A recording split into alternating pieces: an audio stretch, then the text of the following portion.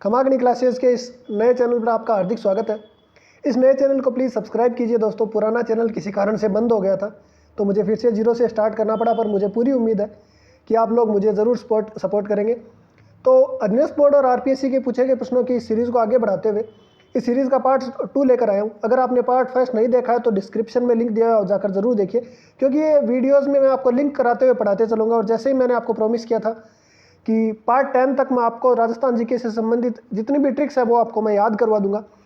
और दोस्तों इन प्रश्नों के साथ साथ मैं आपको ऐसे सारे फैक्ट्स जो एक साथ याद करने चाहिए वो आपको एक साथ प्रोवाइड करा दूंगा, ताकि आपको टेंशन ना रहे, क्योंकि अलग अलग याद करते हैं तो अपने माइंड में इतना ज़्यादा बैठता नहीं है। लेकिन मैं एक साथ आपको प्रोवाइड करा दूंगा जिससे आपको याद करने में थोड़ा आसानी होगी।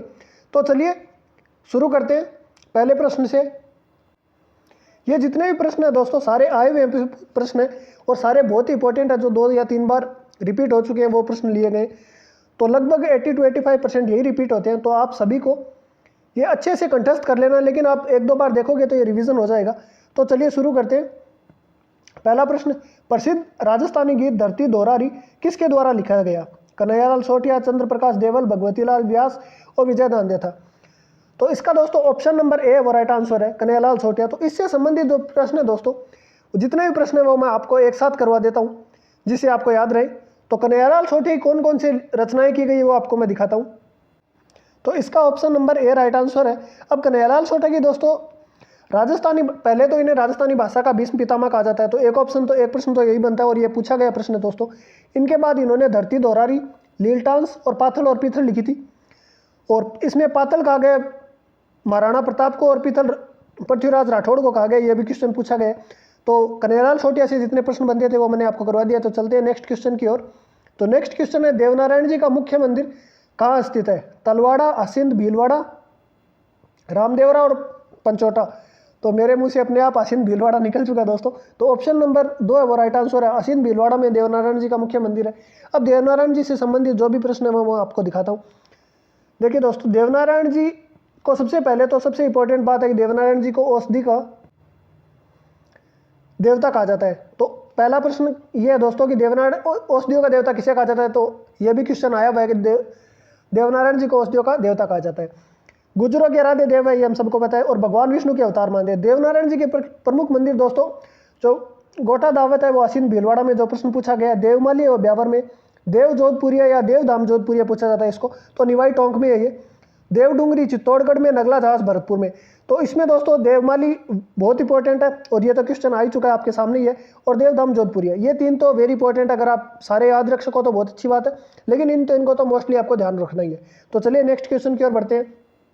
नेक्स्ट क्वेश्चन मंदिरों से संबंधित। आज के इस सीरीज में दोस्तों ज़्यादातर कला और संस्कृति के क्वेश्चन लिए गए। पिछले सीरीज में हमने जियोग्राफी से संबंधित क्वेश्चन लिए थे, तो इसमें दोस्तों सारे संस्कृति से संबंधित है। तो इस प्रकार हम 1 by 1 अल्टरनेटिव लेते रहेंगे। तो क्वेश्चन है कि प्रसिद्ध अमर सागर जैन मंदिर राजस्थान के किस जिले में स्थित है? ऑप्शन है बाड़मेर, जैसलमेर, जोधपुर, पाली। तो इसका दोस्तों right answer option number B है, जैसलमेर में। तो जैसलमेर में ये अमर सागर जैन मंदिर है जो जैन तीर्थंकर को समर्पित है। जैसलमेर में जितने भी दोस्तों मंदिर है वो मैं आपको एक साथ दिखाता हूँ। ये देखिए दोस्तों, जैसलमेर में रामदेवरा मंदिर, लक्ष्मी नारायण मंदिर, स्वांग्या माता मंदिर, लोधरवा का पार्श्वनाथ मंदिर। और ये भी क्वेश्चन पूछा गया कि लोधरवा का मंदिर किसके लिए? तो पार्श्वनाथ मंदिर है। अमर सागर मंदिर, ये क्वेश्चन आए अभी हमने जो किया है, अमर सागर मंदिर। और तनोट माता मंदिर जिसे थार की वैष्णो देवी कहा जाता है, और हिंगलाज माता का मंदिर। तो ये जितने भी मंदिर है जैसलमेर के प्रमुख मंदिर, ये लगभग क्वेश्चन बहुत बार पुटअप हुआ है इनसे, तो ये याद रखना है। नेक्स्ट क्वेश्चन की ओर चलते हैं।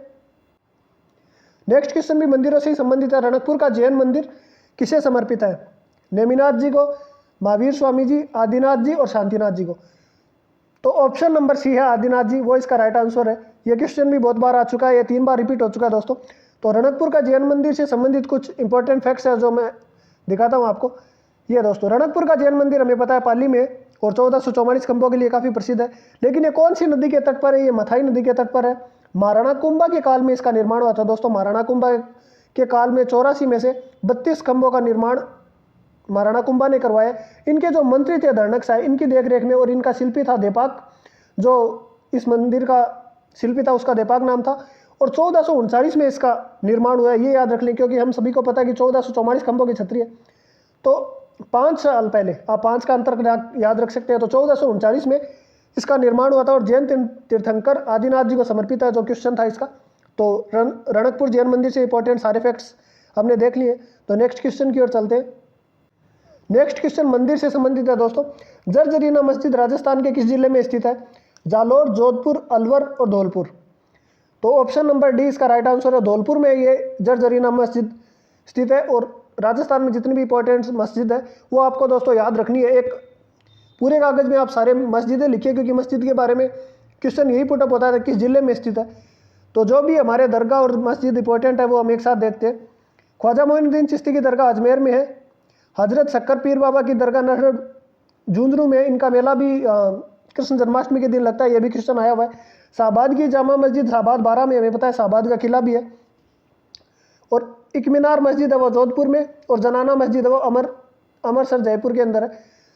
तो ऑप्शन पहला है जो ख्वाजा मोइनुद्दीन चिश्ती की दरगाह वेरी इंपॉर्टेंट है। ऑप्शन ये दो भी वेरी इंपॉर्टेंट है। ये दो तो खासकर आपको ध्यान में रखना ही है, बाकी तीन भी अगर आप रखो तो बहुत अच्छा है। तो नेक्स्ट क्वेश्चन की ओर चलते हैं। ये मेलों से संबंधित आ गया दोस्तों क्वेश्चन, तो बहुत इंपॉर्टेंट है, आपने ये देखा भी होगा आज से पहले क्वेश्चन। ये जो क्वेश्चंस मैं करा रहा हूँ दोस्तों, हो सकता है ये आपको इजी लग रहे हो या फिर आपको आते हो, ये बहुत अच्छी बात। आप कमेंट में बताइएगा कितने गलत हुए, लेकिन इनके साथ जो हम फैक्ट पढ़ रहे हैं वो ज़्यादा इंपॉर्टेंट है। तो क्वेश्चन ये है कि जयपुर स्थित हवा महल का निर्माण किसने करवाया है? सवाई जयसिंह प्रथम, जयसिंह द्वितीय, सवाई प्रताप सिंह है और सवाई मानसिंह है। तो इसका आई थिंक सभी को पता होगा, ये राइट आंसर ऑप्शन नंबर 3 है, जो सवाई प्रताप सिंह वो इसका राइट आंसर है। तो इनसे संबंधित फैक्ट, हवा महल का निर्माण जयपुर में सवाई प्रताप सिंह ने करवाया था और 1799 ईस्वी में करवाया था। कहाँ पर? जयपुर में, हमें पता है। और कुल मंजिलें दोस्तों इसकी 5 है, ये भी क्वेश्चन आ चुका है। और 953 खिड़कियां, ये भी क्वेश्चन आ चुका है। और लालचंद वास्तुकार था, ये भी क्वेश्चन आ चुका है। तो हवा महल से संबंधित सारे क्वेश्चन पूछे जा चुके हैं और ये आपको याद होने चाहिए। तो जल्दी से जल्दी एक साथ बोलिए। 1799 में सवाई प्रताप सिंह, 5 मंजिल, 953 कुल खिड़कियां और वास्तुकार लालचंद। तो हवा महल का सारी थ्योरी यही है। तो नेक्स्ट क्वेश्चन की ओर चलते हैं। ये जो नेक्स्ट क्वेश्चन है दोस्तों वेरी इंपॉर्टेंट पर्सन के लिए है, क्योंकि आई थिंक जैसे महाराणा प्रताप के बिना हमारा राजस्थान का कोई क्वेश्चन पेपर है वो कंप्लीट नहीं होता, उसी प्रकार इस आदमी के बिना भी कोई क्वेश्चन कंप्लीट नहीं होता। बहुत महान कवि है हमारे राजस्थान के। तो बलवंत विलास की रचना किसने की? जेम्स टोड, मोहम्मद नैन्सी, दयालदास और सूर्यमल मिश्रण। तो इसका ऑप्शन नंबर डी है वो राइट आंसर है, सूर्यमल मिश्रण है। इन्होंने बलवंत विलास की, इनकी खासकर प्रमुखतः 6 कृतियां हैं जो आपको कंठस्थ याद होनी चाहिए एक साथ। आप एक साथ इनको जल्दी जल्दी बोलकर एक साथ पढ़ेंगे तो ये आपके मुंह पर सेट हो जाएगी। तो उसके बाद जब भी एग्जाम में आएगा तो आपके क्वेश्चन गलत नहीं होगा। मैं वो 6 की कृतियां आपको एक साथ दिखाता हूँ। ये देखिए दोस्तों, वीर सतसई, वंश भास्कर, राम रंजाट, बलवंत विलास, छंद मयूख, धातु रूपावली और सती रासो। एकमात्र रासो है सती रासो जो इन्होंने लिखा है, बाकी रासो आप एक साथ याद कर लीजिए। जबकि सती रासो है वो एकमात्र है जो इन्होंने रासो के रूप में लिखा है। जबकि आपको जल्दी जल्दी एक साथ याद करेंगे तो जल्दी याद होगा दोस्तों। वीर सतसई, वंश भास्कर, राम रंजाट, बलवंत विलास, छंद मयूख और धातु रूपावली, इन्हीं में से बार बार क्वेश्चन घुमा फिरा कर पूछा जाता है। और सूर्यमल मिश्रण किनके दरबारी कवि थे? राम सिंह के दरबारी कवि थे। तो नेक्स्ट क्वेश्चन की ओर बढ़ते हैं। अब बोलियों से संबंधित क्वेश्चन है दोस्तों, और ये क्वेश्चन तो एक ही जैसे हर बार यही ऑप्शन देकर पूछा जाता है बार बार। तो क्वेश्चन ये है कि निम्नलिखित बोलियों में से ढूढ़ाड़ी की उपबोली कौन सी है? कौन सी नहीं है, सॉरी दोस्तों। तो तोरावाटी, राजावाटी, नागरचौल, अहिरवाटी। और ऑप्शन हर बार यही दिए जाते हैं और इसका ऑप्शन नंबर डी है वो राइट आंसर है, क्योंकि अहिरवाटी राठी है जो मेवाती की उपबोली है, लेकिन इनके नाम एक जैसे होने की वजह से तोरावाटी, राजावाटी, अहिरवाटी लोग कंफ्यूज हो जाते हैं। तो ढूढ़ाड़ी की उपबोली ये है दोस्तों, चौरासी, तोरावाटी, काठेड़ा, राजावाटी, नागरचौल और खड़ी जयपुरी। ये खड़ी जयपुरी तो आपको पता चला ही गया होगा नाम से ही, लेकिन नागरचौल है वो टोंक साइड में बोली जाती है। अहिरवाटी और मेवाती की बोली है। नागरचौल है वो टोंक साइड में ज़्यादा बोली जाती है। चौरासी है वो, ये क्वेश्चन वैसे RS में पूछा जा चुका है कि चौरासी बोली कहाँ पर बोली जाती है। तो ये शाहपुरा में, जो शाहपुरा भीलवाड़ा नहीं लेकिन शाहपुरा जयपुर में जो है उसमें चौरासी बोली जाती है। और तोरावाटी है ये सीकर के साइड में बोली जाती है। तो ये ढूढ़ाड़ी की बोली है, लेकिन हर बार ऑप्शन में अहिरवाटी इसीलिए दिया जाता है क्योंकि ये नाम में सेम है इनके। तो ये आपको ध्यान में रखना है कि अहिरवाटी भी मेवाती की उपबोली है। ये भी क्वेश्चन पूछा जा चुका है। नेक्स्ट क्वेश्चन की ओर बढ़ते हैं। राजस्थानी संस्कृति में ओलंदी क्या है? हमारे राजस्थानी संस्कृति में विवाह से संबंधित काफ़ी रस्म है दोस्तों, और वो बार बार क्वेश्चन पूछे जाते हैं। तो मैं विवाह की एक साथ रस्म लेके आया हूँ। इसका ऑप्शन नंबर 4 है वो राइट आंसर है। मैंने बोल ही दिया विवाह की रस्म है। तो नववधू के साथ जाने वाली लड़की या स्त्री, तो जब लड़की विदाई के समय अपने घर से जाती है तो जो साथ में जो लड़की अविवाहित जो लड़की होती है वो जाती है, उसे ओलंदी कहते हैं। मैं आपको एक साथ इससे संबंधित सारी दिखाता हूँ। ये रस्में हैं दोस्तों हमारे राजस्थान की। मूंग दाना किसे कहते हैं? तो ये दोस्तों भोजन पकाने के लिए काम में ली गई लकड़ियाँ हैं और ये क्वेश्चन पूछा जा चुका है आरपीएससी द्वारा। ओलंदी हमने अभी पढ़ाई है। हथ बोलना, दुल्हन का जब प्रथम परिचय कराया जाता है तो उसे हथ बोलना कहते हैं। हीरामणि विवाह के दौरान दुल्हन का कलेवा होता है। एकताई वर के द्वारा यह कपड़े निकासी के दिन पहने जाते हैं, उसे एकताई कहते हैं। और बिंदोली जो सभी को पता ही है, वर वधू को घोड़ी पर बैठा कर हम जो पूरे मोहल्ले का गाजे बाजे के साथ निकालते हैं तो उसे बिंदोली कहते हैं। नेक्स्ट क्वेश्चन की ओर चलते हैं। होली का त्यौहार किस माह में मनाया जाता है? तो होली का सबने गीतों में ही सुना होगा। फाल्गुन माह में, जो शेखावाटी में हमारे फागण बोलते हैं, तो फाल्गुन माह में होली का त्यौहार मनाया जाता है। जो हमारे राजस्थान में कई प्रकार की होली मनाई जाती है, तो इन सभी को एक साथ देखते हैं दोस्तों। ये थोड़ा सा मिस प्रिंटिंग हो गई दोस्तों। कोड़ामार होली है जो बिनाई अजमेर में है। कोड़ामार होली है दोस्तों ये बिनाई अजमेर में है। लठमार होली महावीर जी करौली में। पत्थरमार होली बाड़मेर में। और ये क्वेश्चन उद्योग प्रसार अधिकारी के एग्जाम में पूछा जा चुका है, पत्थरमार होली। और होली के अवसर पर दोस्तों सांगोद कोटा में नाहन महोत्सव होता है जिसमें नाहन की झांकी निकाली जाती है। और ब्यावर अजमेर में बादशाह की सवारी निकाली जाती है। तो ये 3-4 प्रकार की होली का है हमारे जो राजस्थान में अलग अलग रूप में मनाई जाती है। ये आपको ध्यान रखना है। कोड़ामार बिनाई अजमेर, लठमार महावीर करौली और पत्थरमार बाड़मेर में। राजस्थान में ग्रीष्म उत्सव कहाँ मनाया जाता है?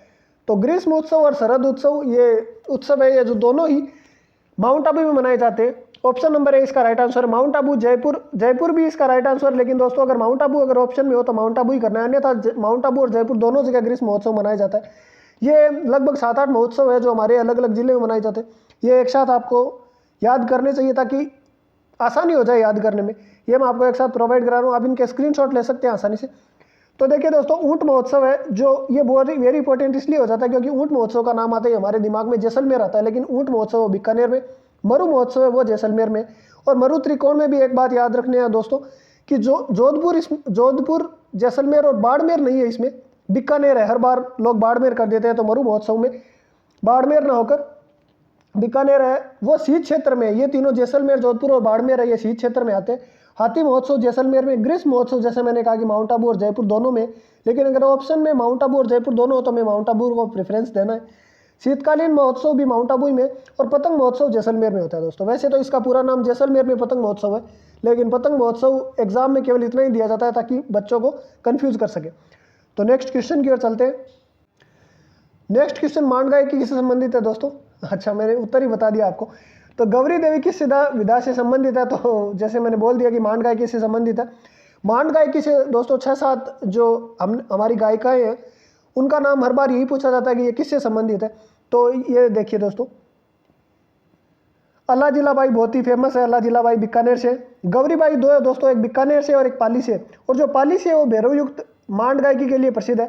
मांगी बाई है उदयपुर में। जमीला बानो जोधपुर से और बन्नो बेगम जयपुर की है, जो प्रसिद्ध नर्तकी गौर जान बाई की पुत्री है ये बन्नो बेगम है जो।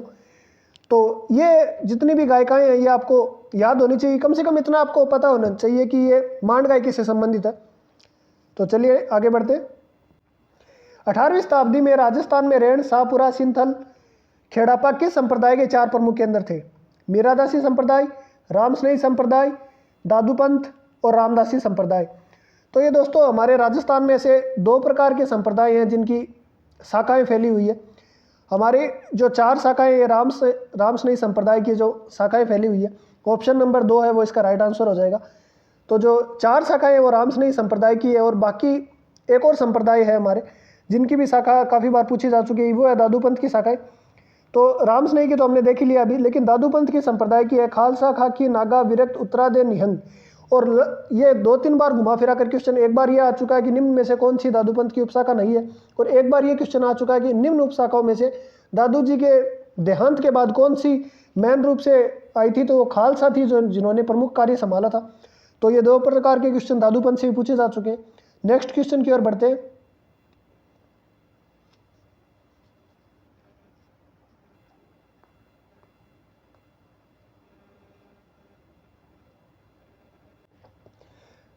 तेजाजी के चबूतरे को, थान तथा पुजारी को क्या कहा जाता है? ऑप्शन ए शरणागत, बी सोहट, सी घोड़ला और डी देवजी। तो हम सभी को पता है ऑप्शन नंबर सी वो इसका राइट आंसर है। घोड़ला है जो पुजारी को कहा जाता है, तेजाजी के पुजारी को। और तेजाजी से संबंधित जितने भी फैक्ट है, जितने मंदिर है, वो हम देखते हैं एक साथ। तो तेजाजी की पहले तो इनका जन्म खंडाल नागौर में हुआ है। उसके बाद तेजाजी की घोड़ी का नाम लीलन या श्रृंगारी भी दोनों नाम है, और लीलन तो काफ़ी फेमस है, आपको गाड़ियों पर भी लिखा हुआ मिल जाएगा। और तेजाजी के मंदिर के पुजारी को घोड़ला कहते हैं, जो हमने अभी देखा। और ये कुमार जाति जो होती है वो इनकी पूजा करती है। और ये आराध्य देव जाट संप्रदाय की भी आराध्य देवता है तेजाजी। और ये अजमेर के आराध्य देवता है। अगर जिला पूछा जाए तो अजमेर के आराध्य देवता तेजाजी है। और तेजा गीत किसान हल जोतते समय गाता है। तेजाजी पशु मेला है वो पर्वतसर नागौर में, जबकि इनका जन्म है वो खंडाल नागौर में हुआ है। तो पर्वतसर नागौर ये तेजाजी, ये बहुत बड़ा मेला बढ़ता है यहाँ पर। तो नेक्स्ट क्वेश्चन और इस सीरीज की लास्ट क्वेश्चन की ओर चलते हैं। राजस्थानी चित्रकला की जन्मभूमि मारवाड़, आमेर, शेखावाटी और मेवाड़। तो इसका ऑप्शन नंबर डी है वो मेवाड़, वो इसका राइट आंसर होगा। राजस्थान चित्रकला की जन्मभूमि जो मेवाड़ को माना जाता है, क्योंकि शुरू में मेवाड़ में ही चित्रकला का प्रादुर्भाव हुआ था। तो अब इसके बारे में दोस्तों, हमारे राजस्थान में कुछ संस्थाएं हैं जो चित्रकला को प्रोत्साहन करने के लिए बनाई गई है, वो हम देखते हैं, क्योंकि उनका क्वेश्चन बहुत बार पूछा गया है। राजस्थान में चित्रकला संग्रहालय पोथी खाना है वो जयपुर में है। और पोथी संस्कृति, ये दो प्रकार के क्वेश्चन बनते हैं दोस्तों। पोथी खाना तो जयपुर में, और पोथी संस्कृति अगर पूछा जाए तो वे मेवाड़ से संबंधित है।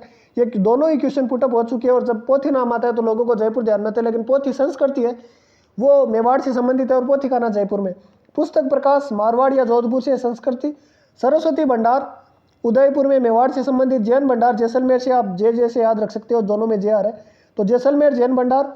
चित्रशाला बूंदी में। और माधोसिया संग्रहालय ये कोटा में, माधो प्रसाद जी हमारे कोटा के बहुत प्रख्यात राजा रहे हैं, तो उनसे आप याद रख सकते हो। माधोसिया संग्रहालय तो कोटा से संबंधित है। तो ये इस सीरीज की दूसरा पार्ट था दोस्तों।